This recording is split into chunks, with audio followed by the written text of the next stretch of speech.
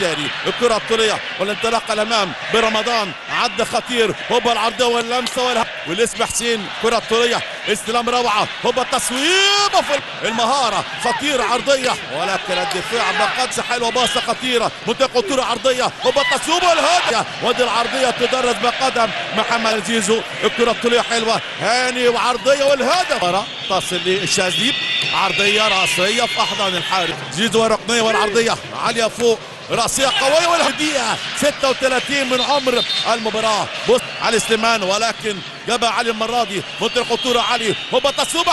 انطلاقه موجوده بقدم عصام الفيومي، لمسه خطيره، اسلام عبد النعيم على الشمال خطيره سريعه، علي سليمان العرضيه ولكن رمضان. الكره الطوليه خطيره، زيزو العرضيه الجميله، الدفاع والتصويب بجمله حلوه، متع عينيك بجمعيه غير عاديه، زيزو زيسين من عمر اللقاء، سيطره، باصه، تصويبه عرضيه، لم بقورته، باصه على اليمين خطيره السنده، هوبا التصويبه يا الله منه نجم، يلعب عرضيه راسيه خطيره، تعدى، ايوه علي سليمان في الجبهه اليسرى، علي يلعب عرضيه خطيره جدا، هوبا الراس، عرضيه ساحره من على طول علي سليمان، ثم ضربه الراس زيزو طبعا، وعصام الفيومي هاتي خد حلوه زيزو، هوبا التصويب والصد الحلوه،